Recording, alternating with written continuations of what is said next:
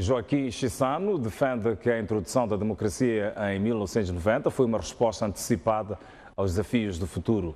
O antigo estadista alerta que uma democracia que se demite de melhorar a vida dos cidadãos arrisca-se a perder a sua razão de ser.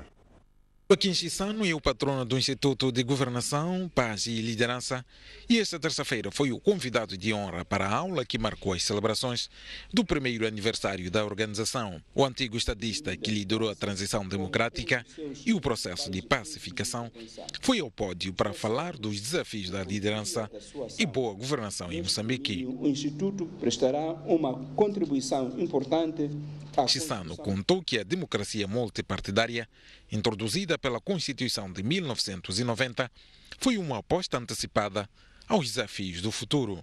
A governação baseada no pluralismo político foi introduzida porque, por um lado, constatamos que o momento histórico da evolução do nosso Estado e da sociedade assim o impunha e porque, por outro lado, compreendemos que por aquela via seria possível melhor defender os interesses comuns de todos os moçambicanos. Ademais, a democracia multipartidária constituía-se como um mecanismo propiciador da construção do entendimento e da reconciliação entre os moçambicanos no período pós-guerra. 27 anos depois, o antigo presidente da República diz que, graças ao pluralismo democrático, Moçambique tem conseguido evitar a mobilização política baseada em diferenças étnicas. A governação exercida dentro de um quadro de pluralidade política, econômica, social e cultural afigura-se como a maneira que melhor assegura a convivência entre os moçambicanos nas suas múltiplas diferenças. Aliás, através da governação baseada na pluralidade, temos conseguido, com sucesso, evitar a instrumentalização política das diferenças culturais ou étnicas que marcam o nosso país. Mais do que nunca, Chissano defende a necessidade de preservação e consolidação da democracia. Como sociedade, devemos trabalhar no sentido de assegurarmos que todas as decisões, incluindo uma possível alteração do regime democrático, sejam tomadas só e somente através das regras democráticas estabelecidas e acordadas por todos nós.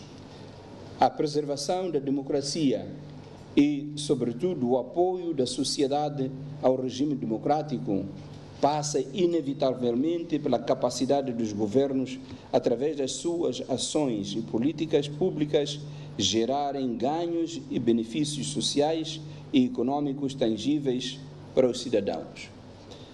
Uma democracia e governação que se demite da nobre e vital missão, que é a melhoria da qualidade de vida dos seus cidadãos, arrisca-se a perder a sua razão de ser e de existir. Entretanto, o antigo estadista lembrou que a democracia popular, apesar das suas imperfeições e limitações, proporcionava espaço de participação e de inclusão dos cidadãos.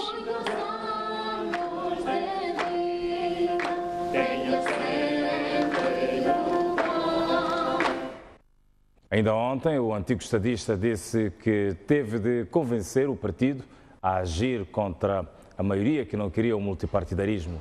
Chissano lembrou que havia o risco de uma revolução descontrolada e, por isso, era preferível que fosse a Frelimo a liderar as mudanças. As outras forças que entrassem no Parlamento.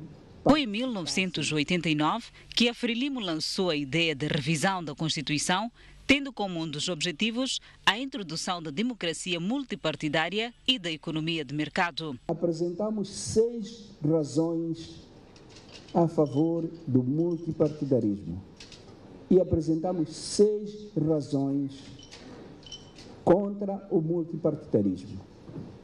Apresentamos 6 razões a favor do monopartidarismo e 6 razões a favor contra o monopartidarismo.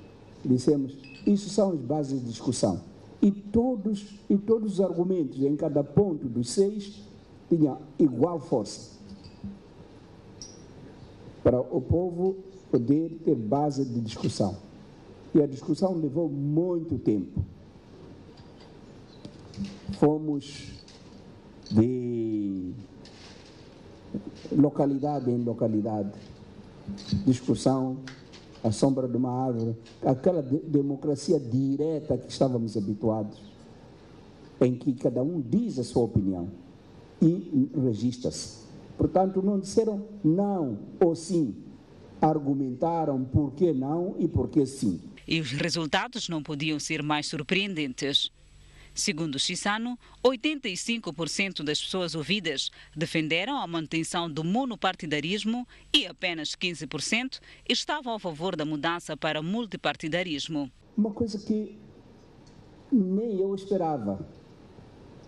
Nenhum dirigente esperava que o resultado fosse esse, e muito menos a comunidade internacional.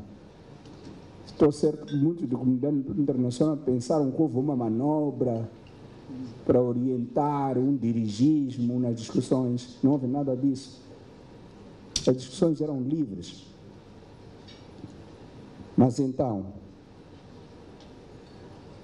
com essas dificuldades de a gente ter que explicar o que é democracia, o que é república, o que são eleições,